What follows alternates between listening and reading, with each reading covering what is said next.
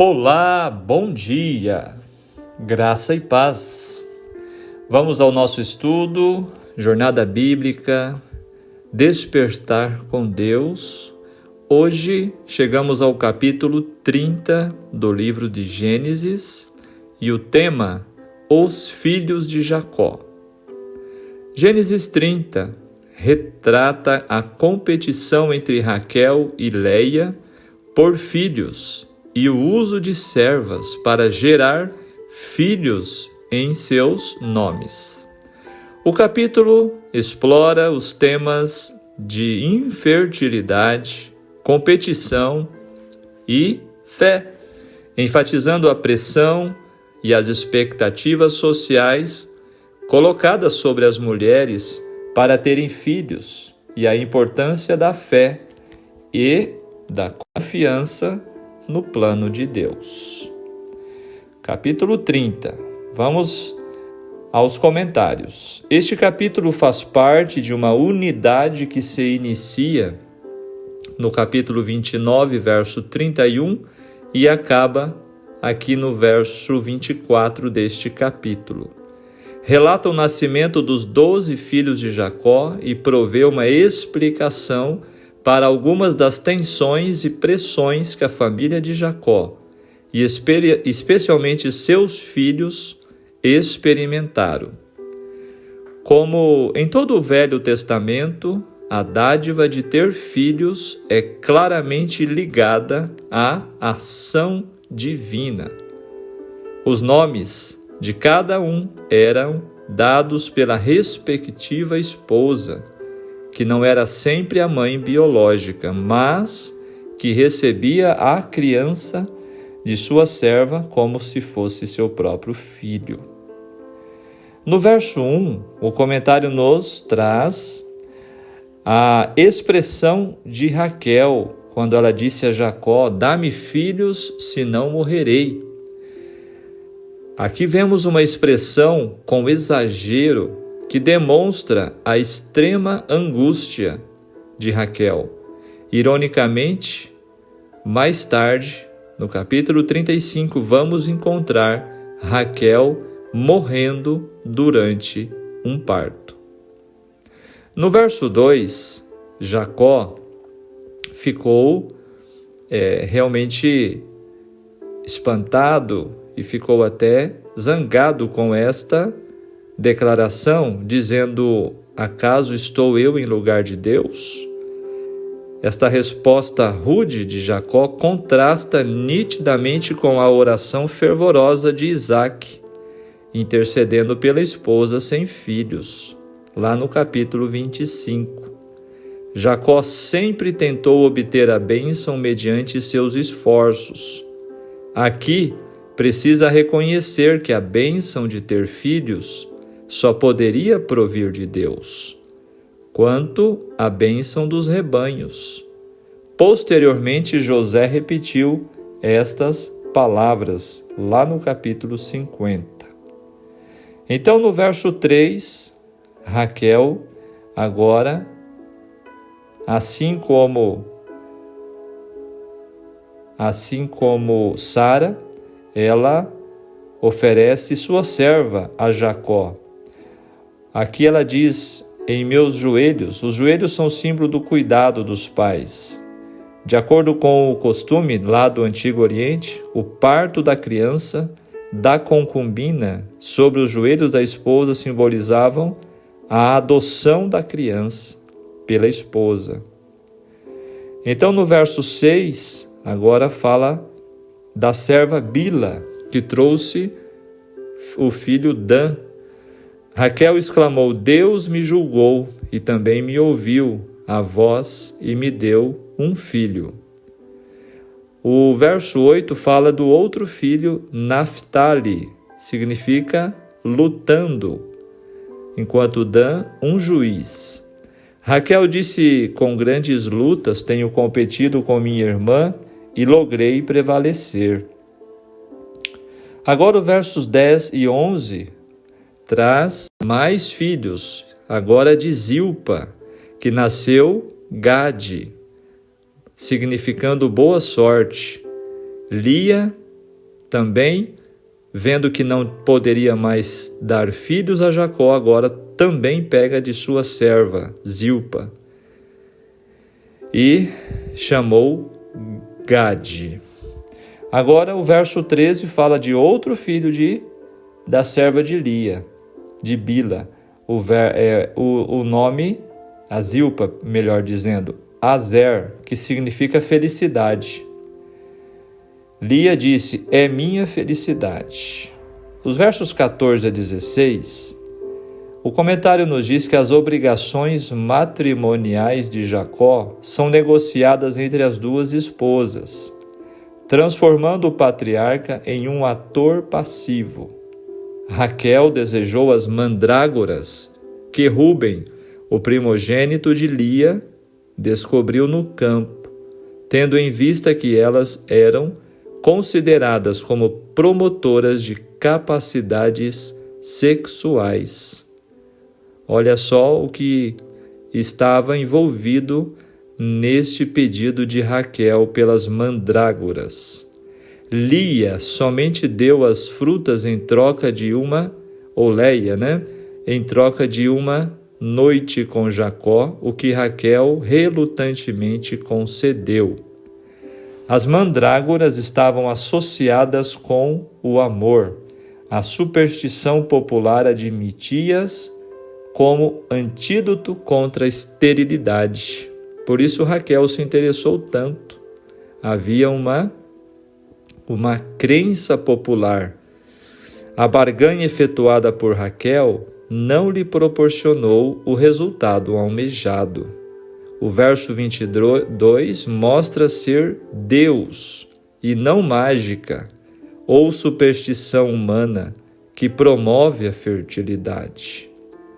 Então, no verso 16, Lia diz a Jacó que ela havia feito um acordo, um dos termos chaves da história de Jacó, descrevendo em um nível comercial a interação entre pessoas. Mesmo a sexualidade pode ser alugada, um tema que reaparece na história de Judá e Tamar. Versos 16 a 18, outro filho a Lia, chamado Issacar. Lia disse, Deus me recompensou. O verso 20, Zebulon, quer dizer honra. Ela disse, Deus me deu excelente dote. Agora permanecerá comigo meu marido. Como diz um velho ditado espanhol, 100 gramas de mãe valem o mesmo que meio quilo de clérigos. A influência de Lia sobre seus filhos, a julgar pela vida que eles tiveram depois, não foi algo muito positivo.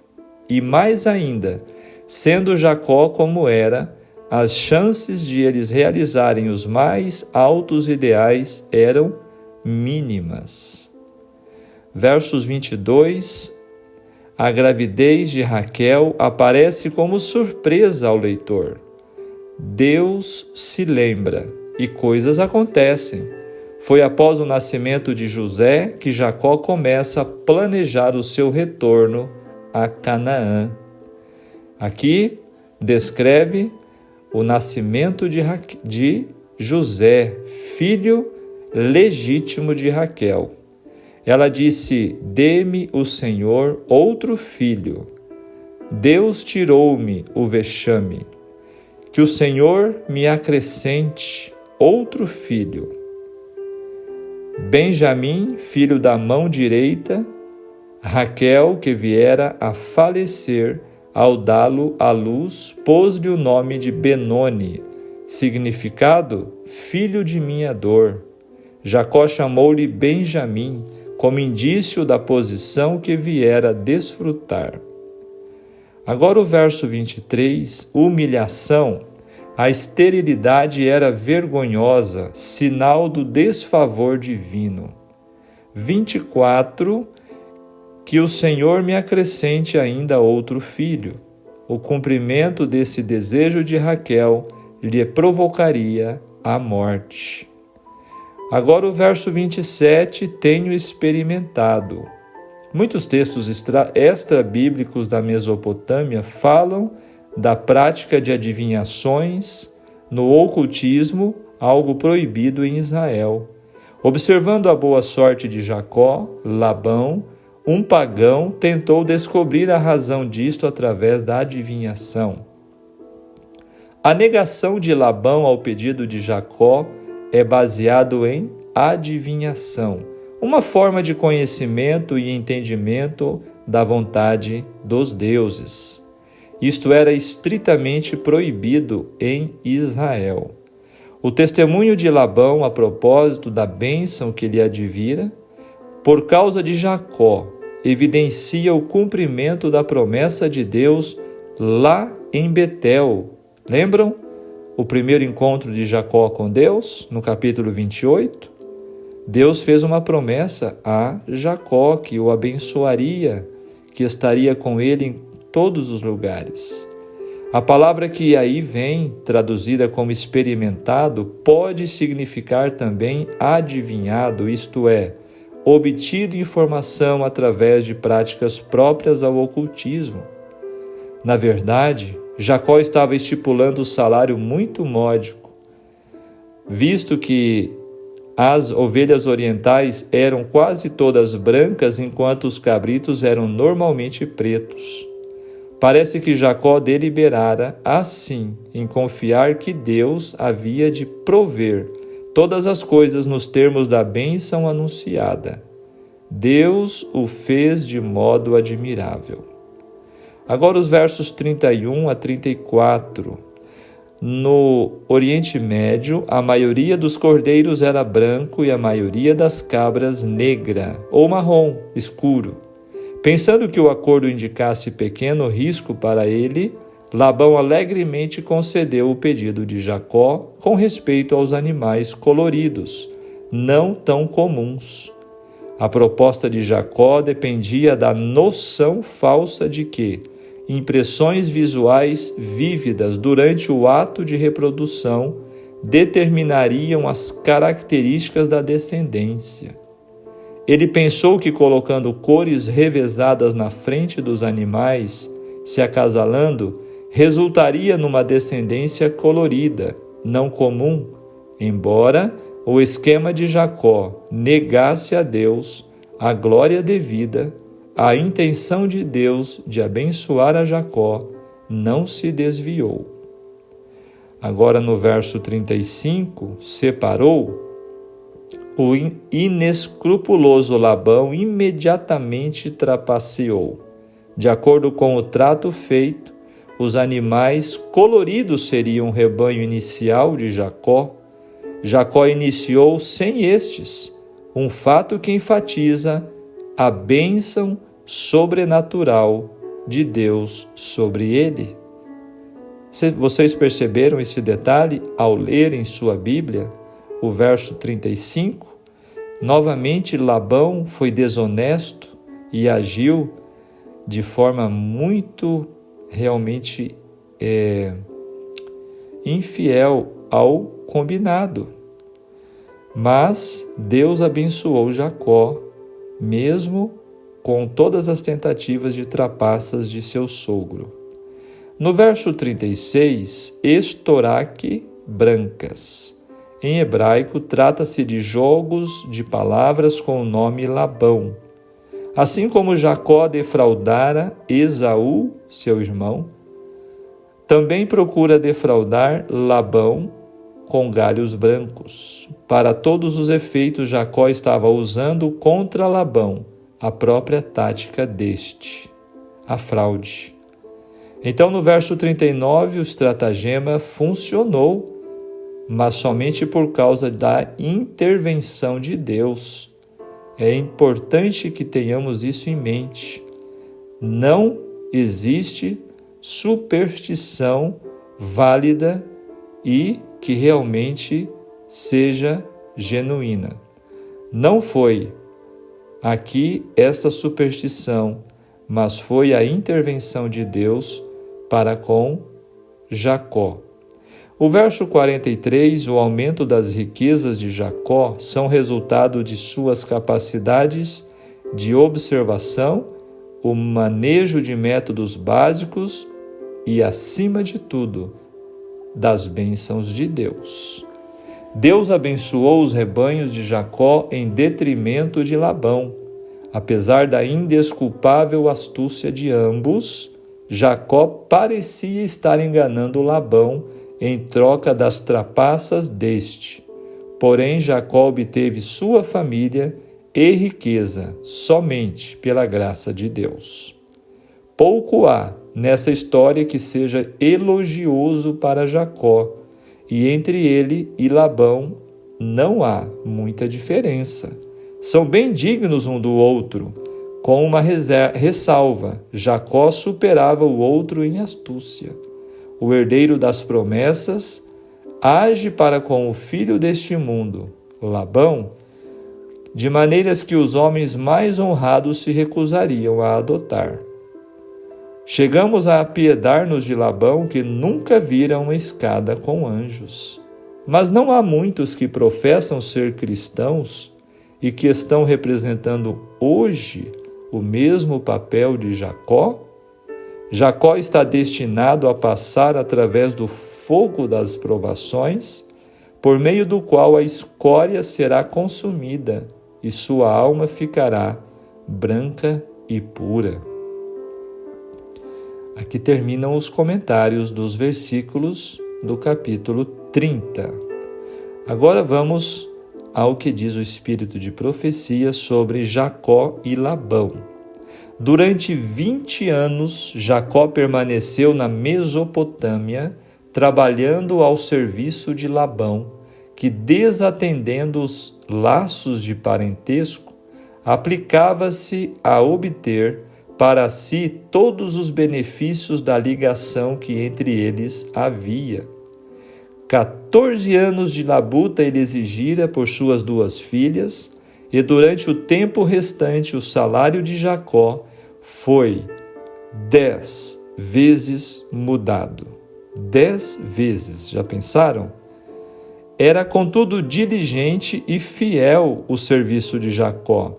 Suas palavras a Labão, em sua última entrevista, descrevem vividamente a vigilância incansável que exercera aos interesses do exigente patrão, que era seu próprio sogro. Quando Jacó, tornando-se cansado ao serviço de Labão, propôs voltar para Canaã, disse ao sogro: deixa-me ir, que me vá ao meu lugar e à minha terra. Dá-me as minhas ovelhas e os meus filhos, pelas quais te tenho servido, e ir-me-ei, pois tu sabes o meu serviço que te tenho feito. Mas Labão instou com ele, para que ficasse, declarando: tenho experimentado que o Senhor me abençoou por amor de você. Olha só, ele viu que sua propriedade estava aumentando sob o cuidado do genro. E disse Jacó: o pouco que tinhas antes de mim é aumentado até uma multidão. Mas, passando-se o tempo, Labão ficou invejoso da prosperidade maior de Jacó, que cresceu em grande maneira e teve muitos rebanhos e servas e servos, camelos e jumentos. Este texto está no livro Patriarcas e Profetas, página 180 em diante. Pois é, encontramos no capítulo de hoje mais falhas, mais problemas, né? Trabalho duro, ciúmes, perseverança, compromisso, exploração, tudo isso encontramos neste capítulo 30.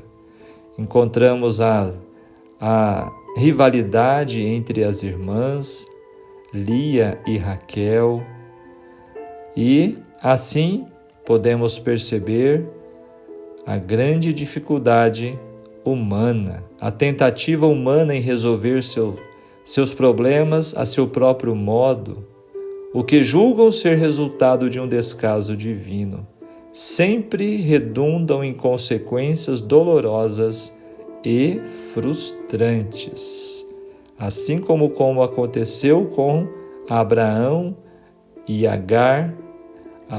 Sara e Agar. Aqui vemos problemas também devido à poligamia. O pensamento do dia, o egoísmo, a inveja, a vaidade, o orgulho e o ciúme levam o ser humano a uma competição cega. Conclusão: por vezes não compreendemos o agir de Deus e nem temos paciência para esperar o seu tempo, mas Ele, que se fez carne e habitou entre nós, compreende as nossas dores e com longanimidade espera a nossa entrega. Se tão somente confiarmos no Senhor e em sua provisão, assim como Jacó obteve ovelhas fortes, Ele nos promete fortes bênçãos. Permita, você que está me ouvindo neste momento, que Deus seja Deus em sua vida.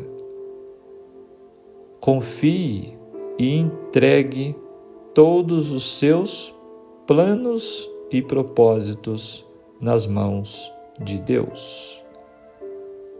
Que nós possamos confiar neste grande Deus que é o nosso Deus. Eu quero orar por você neste momento. Maravilhoso Deus e querido Pai Celestial, graças te damos pelo dom da vida, saúde, a proteção e o seu cuidado. Obrigado, Senhor, por nos guardar e nos proteger de tantos perigos. Queira, Senhor, nos conceder tua paz, tua bênção, a tua proteção. Queira estar com cada um dos ouvintes deste projeto, em nome de Jesus. Amém. Muito bem, que Deus te abençoe, que Deus te guarde. Foi um prazer estudarmos juntos mais um capítulo da Palavra de Deus. Até o nosso próximo encontro. Tenham todos um ótimo dia e não se esqueçam, se você ainda não se inscreveu neste canal de estudo diário, Jornada Bíblica, Despertar com Deus, eu te convido, inscreva-se, dê o seu like, o seu apoio para que este projeto continue. Tenham todos um ótimo dia. Um grande abraço. Tchau, tchau.